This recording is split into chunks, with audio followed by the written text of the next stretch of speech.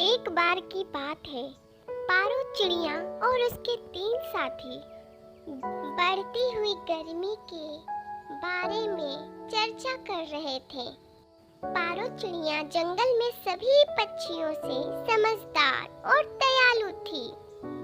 साथियों, सुना है कि इस बार जंगल में बहुत गर्मी पड़ने वाली है। हमें समय रहते एक सुरक्षित स्थान पर घर बना लेना चाहिए जो हमें गर्मी में राहत दे और गर्मी से बचाए। जब पारो चिड़िया बात कर रही थी अपने साथियों से, तो कौवा भी आकर उसमें सुन रहा था। वो सुनकर नट्टू कौवा अपनी बीवी भूरी के पास जाता है और बोलता है, काव काव काव काव। अरे ओ भूरी भूरी, अरे ओ भूरी, सुना है जंगल में बहुत ज्यादा इस बार गर्मी पड़ने वाला है। पारो चिड़िया सभी को सतर्क कर रही थी और नई जगह जहाँ गर्मी से बचा जाए वहाँ घर बनाने के लिए बोल रही थी। चलो हम भी अपने लिए ऐसी जगह ढूंढ कर घर बना लेते हैं जहाँ हमें गर्मी से बच सके। मुझे नहीं जाना कहीं भी कोई घर बनाने। और वैसे भी पारो चिड़िया कोई मौसम विभाग की अधिकारी है क्या जो बोलेगी वही सही होगा। इतना बोलकर वो घोंसले में सो जाती है। कौवा वहाँ से चला जाता है। इधर पारो चिड़िया अपने घोंसले में आराम करती है। तभी नट्टू कौवा जाकर पारो चिड़िया से कहता है, काव काव। पारो, अरे ओ पारो पारो चिड़िया अपने घोंसले से निकलकर बाहर आती है। हाँ कौवा भैया, बोलो क्या हुआ। पारो, आज बहुत रात हो गई है, मुझे खाना है तो कुछ दे दो, मैं तुम्हें कल लौटा दूंगा। हाँ है, मैं अभी लेकर आती हूँ। पारो दाना दे देती है और फिर अगली सुबह पारो और उसके सभी साथी नए घर बनाने के लिए नई जगह की तलाश में निकल पड़ते हैं। पारो चिड़िया बहुत दूर तक खोज में निकल जाती है और हिमालय की जंगलों में उसे बर्फ से बनी चट्टानें दिखाई पड़ती है। वो वहाँ रुक जाती है और चट्टानों को अपने चोंच से काटकर बर्फ की घर बना देती है और वहाँ से निकल जाती है। वापस अपने जंगल में जाकर सभी दोस्तों को नई जगह के बारे में बताती है। सभी पक्षी हिमालय जंगल में जाकर उसी तरह से उस बर्फ के चट्टानों का घर बनाकर तैयार करते हैं। तभी भूरी कौवा वहाँ आती है और पारो से कहती है, अरे ये बर्फ का घर देखती हूँ कब तक रहता है। झूठ मूठ का ये सब फालतू के चौचले हैं। कोई उतनी तेज गर्मी नहीं पड़ने वाली। अरे भूरी भाभी, आओ देखो तो हमारा नया घर, और तुम भी एक बनवा लो। इतना कहते ही भूरी फट से बोल पड़ती है, मैं क्यों बनवाऊं, और मुझे नहीं देखना तुम्हारा घर। तुम्हारा घर तुम्हें ही मुबारक हो। इतना बोलकर भूरी वहाँ से चली जाती है। सभी पक्षी अपनी अपनी नई घर में आराम करते हैं। तभी दूसरे दिन सूर्योदय होता है। उस दिन सूर्योदय सुबह सुबह 4 बजे ही हो जाता है। इतनी जल्दी सूर्योदय होने के कारण तुरंत ही 5 मिनट के अंदर इतनी तेज धूप निकलती है, इतनी तेज निकलती है कि 5 मिनट में ही नदी तालाब की सारी पानी सूख जाती है, सारे पेड़ पौधे मरने लगते हैं और सारी हरी पत्तियां सूख जाती हैं और सूखकर नीचे गिरने लगती हैं और गर्मी बहुत तेज हो जाता है। इतना तेज बढ़ जाता है गर्मी कि इधर भूरी की हालत खराब होने लगती है और वो उड़ने की कोशिश करती है पर नहीं उड़ पाती और धीरे धीरे उसकी हालत बहुत ही खराब होने लगती है। वो बहुत ही बेचैन हो जाती है। गर्मी के चलते वो छटपटाने लगती है और पानी मांगने लगती है। पानी, पानी, कोई मुझे पानी दे दो, पानी। अरे मुझे बहुत प्यास लगी है, बहुत गर्मी हो गई है, बहुत बेचैनी लग रही है, मुझे पानी दे दो। पानी मांगते मांगते भूरी बेहोश हो जाती है और बेहोश होकर वो गिर जाती है। इधर सब अपने अपने बर्फ से बने घर में आराम से रहते हैं। तभी पारो चिड़िया को भूरी की चिंता सताने लगती है और वो उसी तेज गर्मी में भूरी के पास जाने का निर्णय ले लेती है। उसे सारे पक्षी इतनी गर्मी में बाहर जाने से रोकते हैं। सारे पक्षी बोलते हैं, अरे पारो, यहाँ जब इतनी गर्मी है कि बर्फ पिघलना शुरू हो गया है तो वहाँ कितनी गर्मी होगी जंगल में। तेरा वहाँ जाना अभी ठीक नहीं है। तो तू अभी मत जा, तेरे जाने से तुझे ही तेरी जान को खतरा है। नहीं, मैं किसी को मरते हुए नहीं छोड़ सकती। मैं मर जाऊं वो मंजूर है, पर मैं किसी की जान बचा सकूं पर ना बचाऊं वो मुझे मंजूर नहीं होगा। ये बोलकर वो वहां से चली जाती है। उधर भूरी को बेहोश देखकर उसे उठाने की कोशिश करती है पर भूरी उठ नहीं पाती। वो कहीं से पानी लेकर जल्दी से आती है। पीछे से काला कौवा भी आता है। पारो पानी की छींटे मारकर भूरी को जगाती है पर भूरी नहीं उठ पाती है। तभी नट्टू कौवा वहां आता है और पारो के साथ भूरी को बर्फ वाले घर पर लेकर जाता है। वहां ले जाकर भूरी की मलहम पट्टी करते हैं। मलहम पट्टी करते ही भूरी को कुछ देर के बाद होश आता है और वो पानी पीकर सभी से कहती है, मुझे माफ कर दो सब, मुझे बहुत घमंड हो गया था और मुझे मेरे घमंड का फल मिल गया है। मुझे माफ कर दो और शुक्रिया तुम सब लोगों का। तुम लोगों ने मेरे ऐसे बर्ताव के बाद भी मेरी जान बचाई। अरे भूरी, शुक्रिया हमें नहीं, अपनी पारो को कहो, उसने ही तुम्हारी जान बचाई है। अगर आज तुम जिंदा हो और यहाँ हो तो सिर्फ और सिर्फ पारो की वजह से। इसने अपने जान पर खेलकर तुम्हारी जान बचाई है।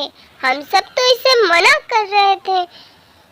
तभी पारो बोलती है, अरे भूरी भाभी, किसी को कुछ नहीं बोलना है। चलो हम सब मिलकर भूरी भाभी के लिए एक अच्छा सा घर बना देते हैं। सब मिलकर भूरी के लिए बर्फ का घर बनाते हैं और अच्छे से मिलकर साथ साथ हंसी खुशी रहते हैं। इस कहानी से हम ये सीखते हैं कि हमें किसी भी चीज का कभी भी घमंड नहीं करना चाहिए, क्योंकि घमंड किसी भी चीज का हो एक दिन ऐसा टूटता है कि इंसान को तोड़ कर रख देता है। अगर आप और लाइफ की एक अच्छी लेसन सिखा जाता है। गर्मी का कहर। एक बार की बात है, ग्रामपुर नामक एक गांव में भीषण गर्मी पड़ रहा था। कई सालों से वहां बारिश तक नहीं हुआ था, जिसके चलते वहां की तालाब, नदी, नहर, कुआं सब सूख गया था। एक नल था, बस उसी में पानी आता था। वहीं सारे गांव वाले अपने दिनचर्या के लिए पानी लाते थे, पर वो भी पूरे गांव वालों के लिए पानी कई हिस्सों में करके बांटा हुआ था। सभी गांव वालों को एक दिन में 4 डिब्बे पानी ही दिया जाता था। उसी में नहाना, खाना, पीना, धोना, कपड़ा, रोज के दिनचर्या करना पड़ता था। बहुत सालों से बारिश ना होने के कारण फसलें भी नहीं लगाई जाती थी। कुछ लोग जो नल के पास रहते थे वही खेती किया करते थे, तो उसी में मिल बांट कर पूरे गांव के लोग खाया करते थे। पर उस साल तो उस नल का पानी भी कम देने लगा था, जिसके कारण आसपास के खेतों में फसलें नहीं हो पाई थी। इसलिए इस बार खाने के लिए बोई हुई फसलें बिना पानी के सूख कर मरने लगी और अनाज नहीं हो पाया। सभी गांव वाले बहुत परेशान हो गए और चिंता में पड़ गए। अरे कैसी किस्मत है हमारी, इस बार तो कुछ नहीं हुआ। पहले तो पीने के लिए सोचना पड़ता था, पर अब तो खाने के भी लाले पड़ गए हैं। हमारी जिंदगी ऊपर वाले के हाथ में है। हम किसानों के साथ ही हमेशा ऐसा क्यों होता है? सभी गांव वाले भूख से छटपटाने लगते हैं। रामू काका का बेटा शहर में पढ़ता था। उसे जब पता चला तो पूरे गांव वालों के लिए कुछ दिनों का राशन लेकर गांव आता है। सभी गांव वाले बहुत दिन से भूखे थे और राघव जब राशन लेकर गांव आता है तो बच्चे से लेकर बूढ़े सभी खाना देखकर बहुत ही खुश हो जाते हैं। राघव अपने पापा से पूछता है, पापा, आखिर बारिश क्यों नहीं हो रहा यहाँ इतने सालों से हमारे गांव में? पापा, पड़ोस के गांव में तो हर साल अच्छी बारिश होती है, पर हमारे ही गांव में बारिश क्यों नहीं हो रही इतने सालों से? तभी रामू काका अपने बेटे राघव से कहते हैं, बेटा, पता नहीं, पर एक बात तो है, जब से कुछ शहर के लोग जिनकी जमीन हमारे गांव में है, वो प्लास्टिक की फैक्ट्री बिठाए हैं, उसी साल से बारिश नहीं हो पाता है और हमारी ये दशा हो गई है। तभी राघव अपने पापा यानी रामू काका से कहता है, अच्छा, प्लास्टिक की फैक्ट्री। पापा, मुझे कल आप सब लोगों से और गांव के सभी लोगों से कुछ बात करनी है। कल एक बैठक रखवाइए और मैं उस बैठक में सभी गांव वालों के सामने और आपके सामने कुछ कहना चाहता हूँ। अगली सुबह सभी गांव वाले इकट्ठे होते हैं और रामू काका की बैठक में शामिल होते हैं। राघव सभी गांव वालों से कहता है, देखिए, आज मैंने ये बैठक इसलिए रखवाई है क्योंकि मुझे आप लोगों से कुछ कहना है। हमारे गांव में कुछ लोग प्लास्टिक की अवैध तरीके से फैक्ट्री बैठाकर धड़ल्ले से प्लास्टिक को बढ़ावा दे रहे हैं। हमारी सरकार ने पर्यावरण मंत्रालय के अधिकारियों की ओर से सिंगल यूज प्लास्टिक से बने 19 आइटम्स को एनवायरमेंट प्रोटेक्शन एक्ट के तहत प्रतिबंधित किया गया है। अगर कोई भी इन आइटम्स का अब इस्तेमाल करता है तो उसे इस एक्ट की धारा 15 के तहत जुर्माना, जेल या फिर दोनों की सजा हो सकती है। तभी उनमें से एक गांव वाले ने राघव से पूछा, अरे बेटा, ये का है? हाँ, एनवायरमेंट प्रोटेक्शन एक्ट का होता है बेटा? अरे चाचा, इसका मतलब ये होता है कि इस अधिनियम का संक्षिप्त नाम पर्यावरण अधिनियम 1986 है। यह पर्यावरण सुरक्षा एवं पर्यावरण सुधार करने के उद्देश्य से भारत सरकार द्वारा अधिनियमित किया गया है। यह अधिनियम केंद्र सरकार को रोकने और देश के विभिन्न हिस्सों में विशिष्ट पर्यावरणीय समस्याओं से निपटने के लिए अधिकृत करता है। यह अधिनियम संसद द्वारा 23 मई 1986 को पारित किया गया था और 19 नवंबर 1986 को लागू किया गया था।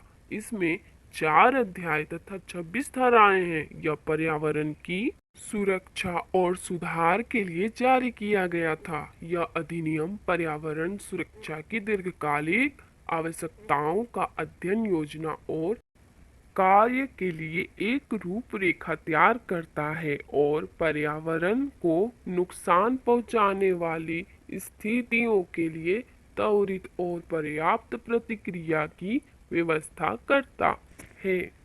इसका तात्पर्य यह है कि हम अपने चारों तरफ पर्यावरण को शुद्ध रखें तथा संरक्षित बनाएं, क्योंकि पर्यावरण और प्राणी एक दूसरे पर आश्रित हैं।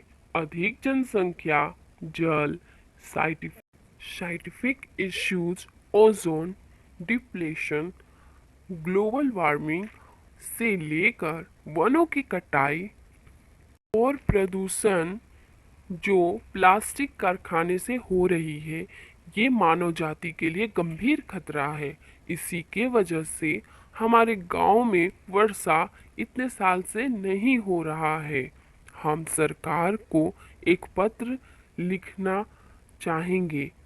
अगर आप लोग सहमत हैं तो उस पर हस्ताक्षर करके हमें उस पत्र को सरकार के पास भेजना होगा और सरकार एक्शन लेगी और यहाँ से वो फैक्ट्री हमेशा के लिए बंद कर दी जाएगी और फिर से हमारे गांव में वर्षा होने लगेगी और हम अच्छे से रहने लगेंगे। राघव सरकार को एक पत्र लिखता है जिसमें सभी गांव वाले अपने हस्ताक्षर देकर सहमति जताते हुए अपना सहयोग देते हैं और वो पत्र सरकार के पास जाती है। सरकार तुरंत एक्शन लेती है और वो कारखाना हमेशा के लिए बंद कर दी जाती है और उसके मालिक के ऊपर चार्ज जोड़कर उसे जेल में डाल देती है। कुछ महीनों के बाद वर्षा का मौसम आने पर उस गांव में फिर से कई सालों के बाद बहुत अच्छी वर्षा होती है और फिर सभी किसान खुश होकर सारे खेतों में अपनी फसल को लगाते हैं। सारे नदी, तालाब, कुएं सब पानी से भर जाते हैं और सभी किसान राघव के पापा सभी बहुत खुश होते हैं और हमेशा खुशी खुशी रहने लगते हैं। पेड़ों का महत्व। कविता और मीनू पक्की सहेलियां थीं। उनके घर भी आसपास थे। वे दोनों साथ खेलती, घूमती और पढ़ती थीं। एक दिन कविता बीमार हो गई। उसके शरीर पर छोटे छोटे दाने निकल आए। दाने देखकर परिवार के सभी लोग घबरा गए। तभी अचानक वहां मीनू की माँ आ गई। वे पेड़ पौधे के बारे में बहुत कुछ जानती थी। उन्होंने कविता की माँ से कहा, अरे आप लोग घबराएं नहीं, नीम की पत्तियों को पानी में अच्छी तरह उबाल कर उस पानी से कविता को स्नान कराइए, कविता बिल्कुल ठीक हो जाएगी। कविता की माँ ने वैसा ही किया। कविता के सब ताने ठीक हो गए। उससे यह बात अपनी सभी सहेलियों को भी बताई।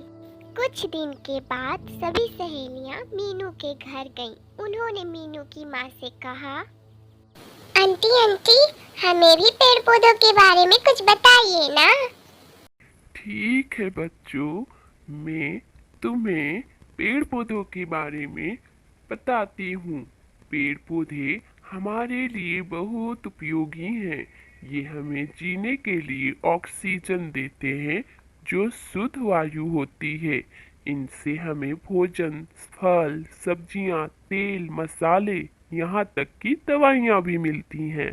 सभी बच्चे मीनू की माँ की बात बहुत ध्यान से सुन रहे थे। तभी काव्या ने पूछा, आंटी आंटी, क्या सभी पेड़ पौधे में कोई ना कोई गुण जरूर होता है क्या? ऐसा सच है क्या आंटी? मीनू की माँ ने कहा, हाँ बेटा, संसार में कोई भी पेड़ पौधा ऐसा नहीं है जिसमें कोई गुण ना हो। तभी मीनू चहक कर बोली, ओह अच्छा माँ, इसीलिए आप पेड़ पौधे को समय समय पर पानी, खाद आदि देती रहती हैं।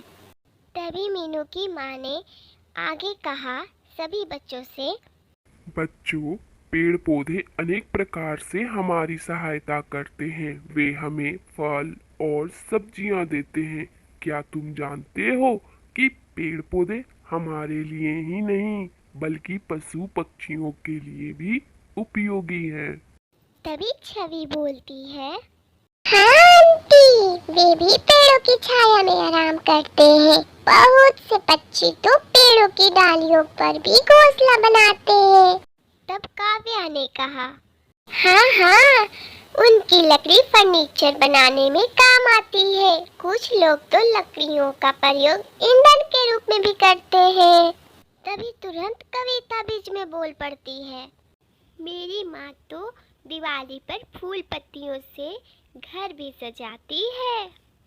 मीनू की माँ फिर बोलती हैं, हाँ बच्चों, तुमने बिल्कुल ठीक कहा।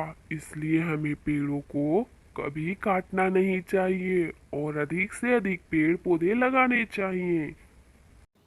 तभी सभी बच्चों ने आंटी से कहा, हाँ हाँ आंटी, हम सभी आज से ढेर सारे पेड़ लगाएंगे। फिर सभी बच्चे आंटी को धन्यवाद देते हुए प्रसन्नता से अपने अपने घर लौट गए। तो बच्चों, हमें इस कहानी से ये सीखने को मिलता है कि हमें अपने पर्यावरण की हमेशा रक्षा करनी चाहिए और पेड़ पौधे नहीं काटने चाहिए और हमेशा हमें शुद्ध ऑक्सीजन के लिए पेड़ पौधे लगाने चाहिए। चुनमुन की गाड़ी।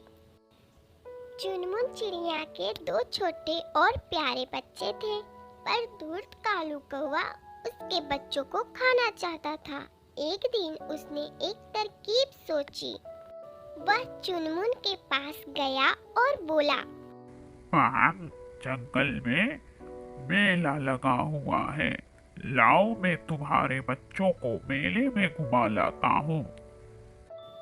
चुनमुन उसकी चालाकी समझ गई। वह बोली, कालू भैया, मेरे बच्चे अभी बहुत छोटे हैं, वे उड़ नहीं सकते। तुम लकड़ी की गाड़ी ले आओ, उस पर बैठाकर बच्चों को मेले की सैर करा लाना। कालू बहुत खुश हो गया। उससे लगा कि उसका काम तो अब बन गया। वह उड़कर बढ़ई के पास गया और बोला, मुझे चुनमुन के बच्चों को सैर करवाना है, लकड़ी की एक छोटी सी गाड़ी बनाकर दे दो मुझे।